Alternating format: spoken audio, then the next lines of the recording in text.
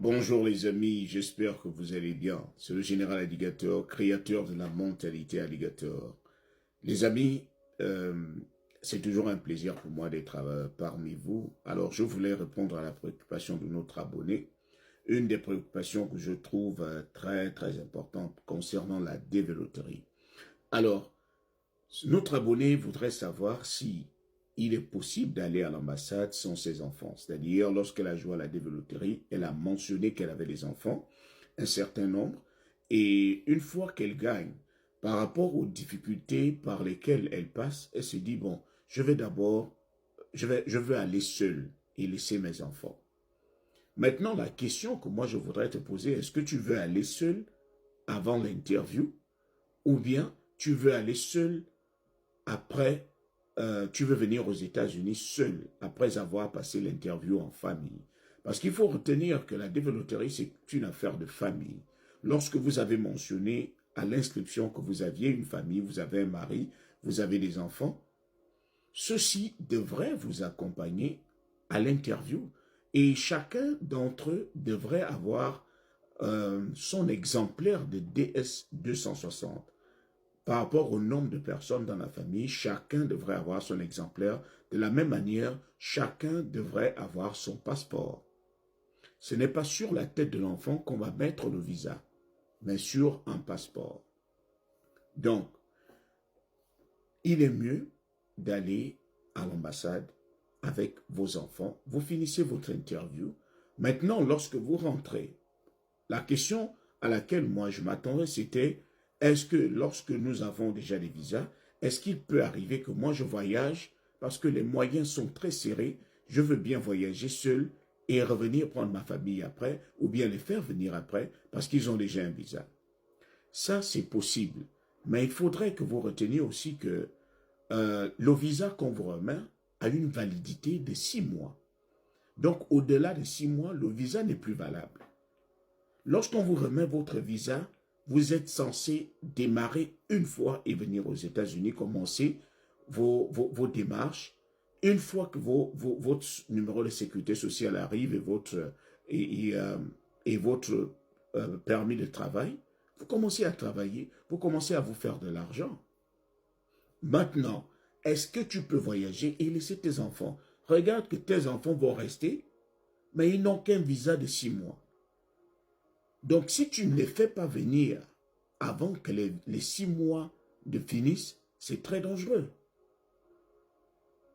Ils ont un visa, mais qui va être périmé d'ici 6 mois. Imagine que toi, tu arrives ici et que tu n'arrives pas à les faire venir avant les 6 mois. Ils vont être coincés. Et une fois qu'ils sont coincés en Afrique, ils vont attendre que tu fasses une autre demande qui n'a rien à voir avec la développerie, parce que lorsque tu vas encore faire la demande, le rapprochement familial, ce sera un autre document, un autre formulaire que tu vas remplir. Et cela prendra un certain nombre d'années. Donc tu risques de passer aussi du temps sans eux, si vous utilisez cette méthode-là. Tu peux les laisser. J'ai déjà vu une dame qui a laissé ses enfants. C'est-à-dire, dès qu'on lui a remis le visa, elle a démarré. Elle est arrivée ici. Elle a fini de faire ses petites transactions. Elle a eu son numéro de sécurité sociale et elle a commencé à travailler. L'argent qu'elle avait déjà économisé, c'est-à-dire au 2e mois de son arrivée, elle avait déjà tout eu. Elle a commencé à travailler. Une fois qu'elle s'est retrouvée avec un certain nombre de moyens financiers, elle a appelé ses enfants pour que ses enfants aussi viennent sur la procédure. Je ne sais pas si vous me suivez. Dès qu'on vous remet le visa, on vous remet par exemple le visa au mois de février. Vous avez fini votre interview, votre visa est sorti au mois de février. Vous avez mars, avril, mai, juin, juillet et août. C'est-à-dire le visa est censé être périmé en août. Mais on vous remet le visa en février. Au mois de mars, vous êtes déjà aux États-Unis. Vous êtes en train de vous débrouiller. Vous avez déjà même commencé. Vous avez fini vos papiers. Par chance, votre numéro de sécurité sociale est vite arrivé. Vous avez commencé à travailler. Vous avez réuni un peu d'argent. que vous envoyez à la famille pour dire, vous pouvez déjà voyager. Parce que lorsque nous avions eu des visas, je n'avais pas assez de moyens pour acheter un billet d'avion à tout un chacun. Mais maintenant que je travaille un peu aux États-Unis, je peux les faire venir. Et cela devrait se faire en moins de 6 mois. Parce que si tu arrives aux États-Unis et que cela ne se fait pas en moins de 6 mois, leur visa va être périmé. Donc imagine, tu arrives à réunir des fonds et acheter leurs billets pour leur dire de voyager. Ils vont voyager, ils vont venir te retrouver et ils vont lancer leur procédure. Et ils auront leur papier. Si c'est dans ce sens, tu vois que c'est un peu plus logique et c'est un peu plus, il y a un peu plus de sécurité. Maintenant, prendre le risque, toi, dans ta question, j'ai senti que tu voulais aller à l'ambassade sans tes enfants. C'est-à-dire, dans ce contexte-là, il va falloir qu'on leur donne une autre interview. Et tu ne sais pas à quel moment ça va arriver.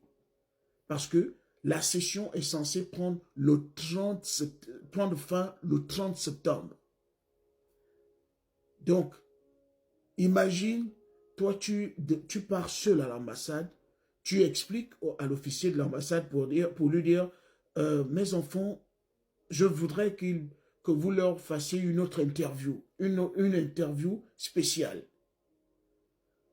Là, eux, ils vont rester, ils vont planifier une autre interview, mais tu ne sais pas quand. Imagine qu'ils n'ont pu trouver la place qu'après le mois de septembre. Et une fois que c'est après le mois de septembre, tout est déjà annulé. Vous êtes obligé, toi qui es venu aux États-Unis, tu vas faire venir tes enfants par rapprochement. Et cela prend un certain nombre d'années. Donc, je voulais clarifier ce point-là. Très, très important. C'est pour ça que j'ai réagi à ta question parce que je l'ai trouvé très, très importante. Beaucoup m'ont posé cette question en inbox. Donc, les amis, c'est important. Et je voulais aussi rappeler, lorsque vous avez des préoccupations sur un certain visa, venez en inbox, demandez une consultation. C'est vrai que les consultations sont payantes. Demandez une consultation pour qu'on vous explique le début et la fin d'un certain visa. Si c'est la développerie, qu'on vous explique exactement bien avant que vous ne vous lanciez. Donc, les amis, c'est ce sur quoi je voulais communiquer avec vous. On est ensemble.